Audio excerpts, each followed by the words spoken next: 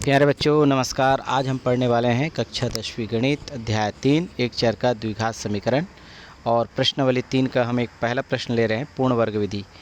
पूर्ण वर्ग विधि का ये अंतिम प्रश्न हम ले रहे हैं क्योंकि एग्ज़ाम में बहुत कम पूछा जाता है। आपको समझने के लिए प्रश्न तैयार किया जा रहा है, तो ध्यान देंगे आप पूर्ण वर्ग विधि कैसे हल करते हैं। आपके स्क्रीन पर दिखाई दे रहा है एक वर्ग समीकरण है ना। और वर्ग समीकरण को हम पूर्ण वर्ग विधि से कैसे हल करते हैं इसके तरीके आपको पहले बता दिए गए थे दो सूत्र के माध्यम से। तो चलिए कौन से सूत्र में ये आएगा उसको हम देखेंगे। सबसे पहले आपको ये वाला देखेंगे, ये दो पद क्या है, धनात्मक है, यानी धनात्मक में ही आएगा क्योंकि हम -4 अचर पद को हम पक्षांतर करेंगे। और इसमें पहला पद क्या है, 2 है। अब 2 को भी हमको क्या करना पड़ेगा, हटाना पड़ेगा, क्योंकि हमारे पास फार्मूला इस तरह से होता है, x + a के रूप में आएगा। ये x + a का वर्ग अर्थात x² + 2xa + a² के फॉर्म में हमको लिखना होगा। तो चलिए हमें इस फॉर्म में बनाने के लिए यहाँ पर 2 को पहले हटाना पड़ेगा, या फिर एक काम और कर सकते हैं, चलिए ज़्यादा अच्छा रहेगा। 2x² + x, सबसे पहले -4 का पक्षांतर कर दे +4, पहला काम ये।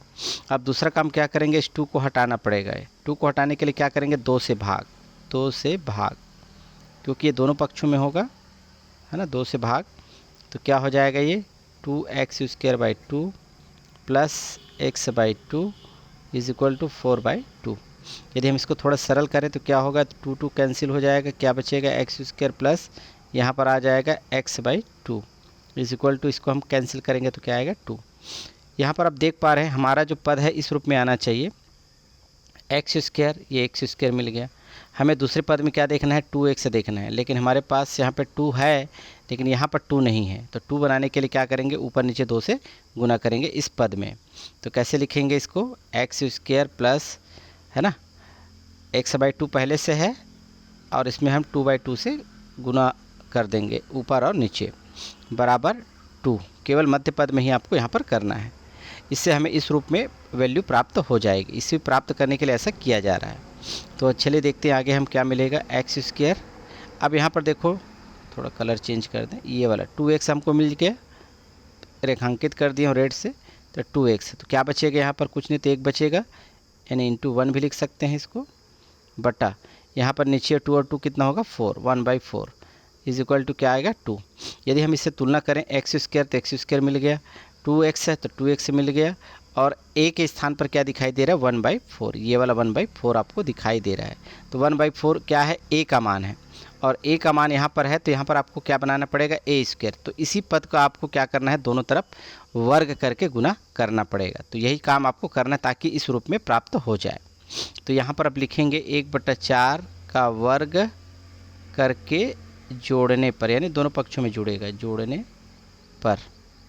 तो क्या लिखेंगे इसको हम, x² + 2x × 1/4 + 1/4 का स्क्वायर = 2 तो है, और प्लस 1/4 का वर्ग। नेक्स्ट पेज में देखते हैं। चलिए पिछले वैल्यू को हम लिख लिए इस प्रकार से। यहाँ पर इस रूप में आपको दिखाई दे रहा है, ये वाला पद पूरा दिखाई दे रहा है।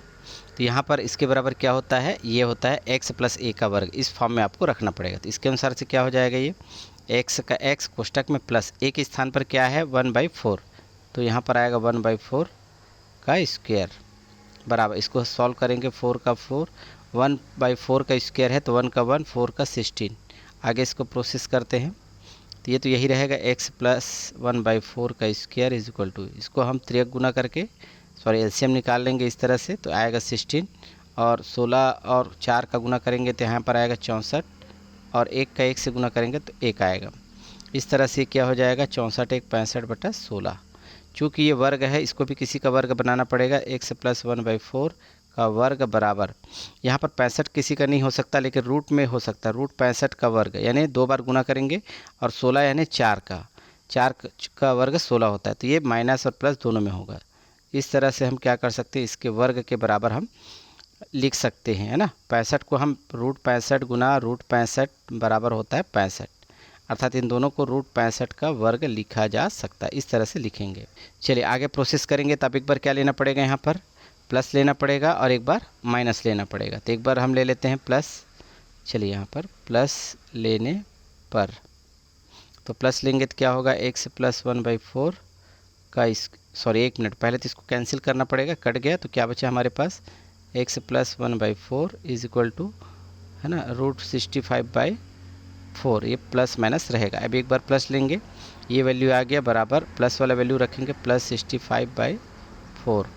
तो यहाँ x का मान ज्ञात करना पड़ेगा हमें, तो 1/4 का पक्षांतर कर देंगे, प्लस या √65 लिख सकते हैं इसको /4, और +1/4 माइनस में चला जाएगा, -1/4।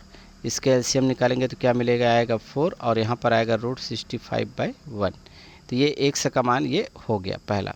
यहाँ पर थोड़ा सा जगह है, इसमें हम हल कर लेते हैं माइनस लेने पर। तो यहाँ पर माइनस लेंगे तो क्या होगा, x प्लस तो है, x प्लस 1/4 है, और इधर है राइट में माइनस लेना है √65/4। तो आपको x का पक्षांतर मतलब 1/4 का पक्षांतर करेंगे तो क्या होगा, माइनस में चला जाएगा, तो ये माइनस पहले से है, माइनस √65/4 और -1/4। तो इसका उत्तर क्या आ जाएगा, फिर एलसीएम निकालेंगे तो आएगा 4, और ये आएगा -√65 - 1। तो ये आपका आंसर होगा। इस तरह से आप क्वेश्चन को बना सकते हैं। चलिए हम अगला प्रश्न देखते हैं, उदाहरण के रूप में है 15, उदाहरण 15 है पेज नंबर 85 पर। इस तरह से दी गई है √6 के साथ, है ना, √6 प्लस √6 प्लस √6, है ना, डैश डैश डैश को हल कीजिए। तो इसे आप क्या मान लेते हैं, सबसे पहले x मान लीजिए, क्योंकि ये x के बराबर है, ठीक है। x के बराबर मानेंगे तो यहाँ पर आप देख पा रहे हैं ये वाला वैल्यू जो आगे बढ़ रहा है ना, ध्यान देंगे ये वाला जो वैल्यू है ये भी आगे जो बढ़ रहा है वो इसी के बराबर है, यानी कि किसके बराबर है, x के बराबर है। तो इसको हम कैसे लिख सकते हैं, x is equal to √6 plus ये भी x के बराबर है, यानी इसको हम पहला समीकरण मानेंगे तो ये x के बराबर। अब यहाँ पर रूट है तो रूट को कैसे हल कर सकते हैं, रूट को हटाने के लिए वर्ग करना पड़ेगा। तो यहाँ पर आप लिखेंगे वर्ग करने पर, तो वर्ग करेंगे तो यहाँ पर x का वर्ग होगा और ये होगा 6 प्लस x का वर्ग। तो वर्ग ये वर्ग क्या हो जाएगा, कट जाएगा, तो क्या आया, x² is equal to 6 plus x। हालांकि वर्ग समीकरण के मानक रूप में नहीं है, तो इसे आप दोनों को अंदर लाएंगे तो यहाँ पर होगा x² और ये x से चला जाएगा -x में, और प्लस x से चला जाएगा -6 इज इक्वल टू 0। यहाँ तक हो गया। अब क्या करते हैं, यहाँ पर देख इसके मध्य पद को क्या करना पड़ेगा, हमको तोड़ना पड़ेगा, ठीक है। तो मध्य पद को तोड़ने के लिए बताया गया, तो पहला और अंतिम पद का गुना करेंगे 6 आएगा। तो इसको हम क्या करेंगे, आगे हम बढ़ते क्रम में लिखेंगे, यानी मध्य पद का यहाँ पर कुछ नहीं तो 1 है, 1 के आगे 1 2 3 इस तरह से। तो ये किस रूप में आएगा, 6, 3 गुना 2 6 होगा, ठीक है। तो इसे इसके जगह हम क्या लिख पाएंगे फिर, x² माइनस 3x, क्योंकि माइनस की वैल्यू ज़्यादा है, प्लस 2x -6। इस तरह से यदि हम 3x में 2x कम कर देंगे तो -1 बचेगा, है ना, और दोनों का गुना -6 भी होगा। अब इन दोनों में से एक जोड़ी बना करके ओवरनिष्ठ निकाल लेना है। तो क्या आएगा ओवरनिष्ठ, x बाहर, तो x माइनस क्या बचेगा यहाँ पर 3, प्लस यहाँ पर 2 बाहर निकलेगा क्योंकि 2 3 6 होता है, तो 2 बाहर निकलेगा तो बचेगा x और 2 3 6, तो बराबर 0। ये दोनों पद फिर से एक इक्वल आ गया, तो x - 3 और फिर लिखेंगे x + 2 इज इक्वल टू 0। इस तरह से जो पद प्राप्त हुआ है वो दोनों 0 के बराबर है, दोनों गुणनखंड। इसको अलग अलग कर सकते हैं, x - 3 के बराबर 0 या फिर x + 2 के बराबर 0।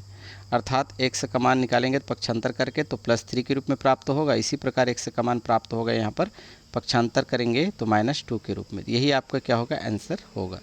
इस तरह से हम क्या कर सकते हैं, पूर्ण वर्ग विधि से या फिर मध्य पद तोड़कर भी हम इसको बना सकते हैं। इसमें लिखा नहीं है पूर्ण वर्ग विधि से बनाना है ना, लेकिन आप इस तरह से उपयोग करके आप बना सकते हैं। अगला प्रश्न देखते हैं, प्रश्न नंबर 3 के रूप में लिखा है 2 क्रमागत प्राकृत संख्याओं के वर्गों का योगफल 85 है, तो संख्याएं ज्ञात कीजिए। यहाँ पर देखिए, सबसे पहले 2 क्रमागत का मतलब क्या होता है, लगातार आने वाली संख्या। जैसे मान लो जो हम लिखते हैं, क्योंकि प्राकृत संख्या बोला गया है, प्राकृत संख्या गिनने वाली संख्या को कहा जाता है। जैसे मैं लिखता हूँ 1 और उसके आगे आएगा 2, तो ये 2 क्रमागत हो सकता है, या 2 और ये 3, ये भी 2 क्रमागत हो सकता है। यदि 3 और 4 बोलूँ, ये भी 2 क्रमागत हो सकता है। लेकिन आपको अंकों में नहीं लिखना है, तो किस में लिखना है, कथन के रूप में। कथन के रूप में क्या होगा, यदि हम पहली संख्या को यदि हम x माने, तो दूसरे को क्या मानना पड़ेगा, x प्लस 1, क्योंकि x का मान 3 है तो यहाँ पर 3 रखेंगे तो 3 क्या होगा 4।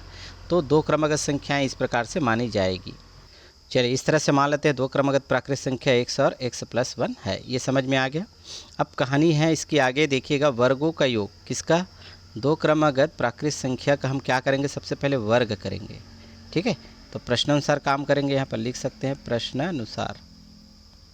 ठीक, तो दो प्राकृत संख्या के वर्ग, तो दो प्राकृत संख्या मिल गया x और x प्लस 1।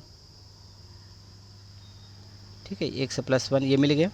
इसके वर्ग करेंगे तो चलिए वर्ग कर देते हैं दोनों का अलग अलग। वर्गों का योग, इसका हम योग करेंगे तो किसके बराबर है, 85 के बराबर। यही प्रश्न में कहा गया है। तो हमने कथन से समीकरण बनाना सीख लिया। अब इसको थोड़ा सा सॉल्व करते हैं। x का वर्ग करेंगे तो x स्क्वायर होगा, प्लस यहाँ पर a प्लस बी का फार्मूला लगेगा, चाहे तो साइड में लिख सकते हैं a प्लस बी का वर्ग बराबर होता है a का वर्ग प्लस b का वर्ग प्लस 2ab। इस फॉर्म में रखेंगे। ये वाला पद इस रूप में दिखाई दे रहा है, तो इस पद में आपको लिखना है। a की जगह x है और b की जगह 1 है, तो इसके अनुसार यहाँ पर क्या हो जाएगा, a का है ना, a का वर्ग यानी x का वर्ग, और b की जगह 1 रखेंगे, 1 का वर्ग यानी 1 होगा, प्लस 2ab, 2 का 2, a की जगह x और b की जगह 1 इज इक्वल टू 85। आगे थोड़ा और हल्का प्रोसेस कर लेते हैं। यहाँ पर देखेंगे x स्क्वायर जुड़ जाएगा, क्योंकि प्लस है, इसके सामने क्या है 1 है, इसके सामने क्या है 1, यानी भगवान है, तो 1 1 क्या होगा 2 होगा, 2x स्क्वायर। यहाँ पर बचा है आगे फिर प्लस 1 प्लस 2x और 1 का गुना करेंगे तो 2x होगा, 85 को अंदर ले आते हैं, माइनस 85 होगा इज इक्वल टू 0। अब देखो इसको सजाती रूप में हम वर्ग समीकरण के रूप में लिख लेते हैं। तो सबसे बड़ा पद है यहाँ पर 2x स्क्वायर वर्ग वाला, फिर इसके बाद x वाला पद है तो प्लस में है 2x, यहाँ पर 1 माइनस 85 रफ कार्य कर लेते हैं। एक में 85 नहीं घटता है मालूम है, तो ऋण चिन्ह लेते हैं और 85 में घटा देंगे उल्टा करके तो 84 आएगा, तो ऋण 84 यहाँ पर आएगा इक्वल 0। अब थोड़ा कलर चेंज कर लेते हैं ताकि और स्पष्ट हो। यहाँ पर 2, यहाँ पर 2 और यहाँ पर 84। इसको और थोड़ा सरल कर सकते हैं, 2 एकम 2, 2 एकम 2, चाहिए कटेगा तो 42 बार में कट जाएगा, यानी कि हमें इस रूप में दिखाई देगा x square plus x minus 42 is equal to 0। और ये बन गया समीकरण आपका पहला, और ये वर्ग समीकरण भी है। तो वर्ग समीकरण के मध्य पद को हम तोड़कर हल कर सकते हैं। तो चलिए देखते हैं कैसे हल होगा। चलिए मध्य पद को तोड़ने के लिए आपको तरीका बताया गया, पहले और अंतिम का गुना करेंगे। तो अंतिम है, पहले में 1 है और अंतिम में है ऋण 42, यानी दोनों का गुना करेंगे तो ऋण 42 आएगा। तो ऋण 42 तो आ गया। ऐसा हम फैक्टर निकालेंगे कि हमें 1x प्राप्त हो जाए। तो ये 7 छक के 42 होता है, यानी हम 7x में है ना 6x, यदि दोनों का अंतर करेंगे तो हमें क्या मिलेगा, x मिलेगा 1x। तो दोनों का गुना भी कितना होगा, 42 होगा, अर्थात x की जगह हम क्या लिख सकते हैं, 7x माइनस 6x। चलिए इसका आगे हम प्रोसेस करते हैं जैसे आपको बताया गया है उसी क्रम में। x स्क्वायर प्लस है ना आपको 7x माइनस 6x और माइनस 42 इज इक्वल टू 0। यहाँ पर आप क्या करेंगे, दो की जोड़ी बनाते हैं और कॉमन निकालते हैं। x स्क्वायर है तो न्यूनतम x बाहर निकलेगा, तो क्या बचेगा यहाँ पर x प्लस बच जाएगा 7, फिर माइनस, क्योंकि दोनों में माइनस है और 6 के पहाड़ा में 42 आता है, तो माइनस 6 से तो न्यूनतम निकाल सकते हैं। जब भी हम माइनस निकालते हैं तो ये दोनों चिन्ह क्या होगा, बदल के लिखना है। तो ये माइनस दोनों है तो दोनों प्लस में आएगा, है ना, x बचेगा यहाँ पर। आप 6 का गुना किससे करें कि 42 से आ जाएगा 7, और यहाँ पर रहेगा प्लस, दोनों के चिन्ह बदल देना जब भी हम माइनस के साथ कोष्टक लेंगे, इज इक्वल टू 0। ये दोनों पद क्या है, फिर से एक बार आ गया x प्लस 7 पहले कोष्टक में, दूसरे कोष्टक में x minus 6 is equal to 0। तो यहाँ पर आप देख पा रहे हैं दो अलग अलग वैल्यू जो है गुणनखंड 0 के बराबर, तो इसको अलग अलग लिख सकते हैं, x प्लस 7 के बराबर 0 या फिर x माइनस 6 के बराबर 0, यानी x के बराबर आएगा माइनस 7, और या फिर यहाँ पर आया है x के बराबर पक्षांतर करेंगे तो प्लस 6। क्या ये दोनों उत्तर हमारा सही हो सकता है? नहीं होगा। क्यों नहीं होगा? क्योंकि x में यहाँ पर आया माइनस 7, क्योंकि चूँकि हमको प्राकृत संख्या चाहिए और ये क्या प्राकृत संख्या नहीं है ना, यह प्राकृत संख्या नहीं है, संख्या नहीं है। तो कौन सा है प्राकृत संख्या, ये वाला 6 वाला। तो हमें दो क्रमागत संख्या बोला गया है, तो पहली संख्या क्या हो जाएगी 6, अतः दो क्रमागत संख्याएं, अतः दो क्रमागत संख्याएं। तो पहली संख्या क्या मिलेगी, x के बराबर 6, तथा दूसरी संख्या क्या थी x plus 1 is equal to, तो x की जगह 6 रखेंगे, 1 जोड़ेंगे तो क्या आएगा 7 है। इस तरह से 6 और 7 इसका आंसर होगा। यही आपका सवाल का उत्तर है। तो चलिए हम देखते हैं एक और प्रश्न। चलिए एक और प्रश्न लेते हैं, प्रश्न नंबर 4। ये भी बिल्कुल तीसरे के जैसा ही है, बिल्कुल समझ में आ रहा है। 2 क्रमागत प्राकृत संख्या, तो आपको बताया गया 2 क्रमागत प्राकृत संख्या यही होगी, लेकिन यहाँ पे शर्त क्या दी गई, दोनों का गुना करेंगे, है ना, तो उत्तर कितना आएगा 20 है, ये आपको दिया गया। तब संख्याएं ज्ञात करनी, यानी यही संख्या का मान ज्ञात करना पड़ेगा। ठीक है, तो यहाँ पर आप लिखेंगे प्रश्नानुसार 2 क्रमागत प्राकृत संख्या, पहले लिख लो x और x + 1 है। ठीक है, का गुणनफल, गुणनफल मतलब गुना कर दिए, देखिए, और किसके बराबर है 20 के बराबर, बस इतना ही दिया है।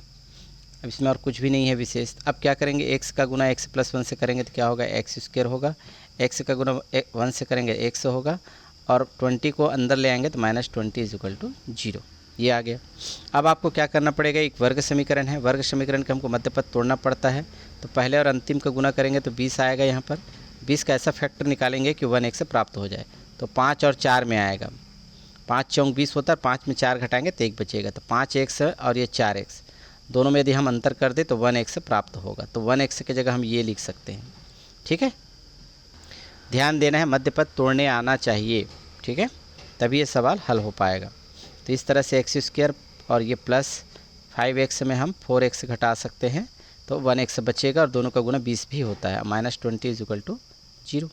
अब जोड़ी बनाते हैं दोनों में से, इन दोनों की जोड़ी बनेगा, इसका जोड़ी बनेगा, तो क्या बाहर निकलेगा x, क्योंकि दोनों में x है न्यूनतम, यहाँ बचेगा x + 5। यहाँ पर देखो दोनों में माइनस है, तो माइनस के साथ कॉमन लेना पड़ेगा, और 4 है यहाँ पर -4, तो -4 को लेना पड़ेगा, क्योंकि 4 के पहाड़ा में 20 भी आता है, 20 आता है। तो जब भी हम माइनस, है ना, बाहर लेते हैं माइनस के साथ, तो इसे कोष्टक में चिन्ह को बदल करके लिखेंगे। तो यहाँ पर क्या बचेगा, x बचेगा, और 4 के पहाड़ा में 5 बार में 20 आता है, ये हो जाएगा प्लस = 0। ये दोनों पद फिर से आ गया, एक बार गुणनखंड के रूप में इसको लिखा जाएगा, x + 5, और दूसरे गुणनखंड में x - 4 = 0। इस तरह से हमें 2 गुणनखंड प्राप्त हो गया 0 के बराबर। इसे हम कैसे हल करते पता है आपको, x + 5 के बराबर 0, या फिर हम लेते हैं x - 4 के बराबर 0। यहाँ पर पक्षांतर करेंगे +5 का तो -5 होगा, और यहाँ पर हम पक्षांतर करेंगे -4 का तो +4 होगा। चूँकि आपको प्राकृत संख्या ज्ञात करना, ये क्या है, प्राकृत संख्या नहीं है, यह प्राकृत संख्या नहीं है, यानी ये उत्तर नहीं हो सकता। तो आपका अभिष्ट उत्तर क्या होगा, 4 होगा। अतः 2 क्रमागत संख्याएं हो जाएगी, x का मान आएगा 4, तथा दूसरी संख्या थी x + 1, तो 4 + 1 करेंगे तो क्या आएगा 5, तो 5 होगा, ये आपका आंसर होगा। इस तरह से हम क्या कर सकते हैं, इसको सॉल्व कर सकते हैं। यदि वीडियो अच्छा लगता है तो आप कृपया इसे दोस्तों के साथ शेयर करें, सब्सक्राइब कर लीजिएगा, लगातार आपको वीडियो मिलते रहेंगे। और वीडियो को वॉच करने के लिए बहुत बहुत धन्यवाद।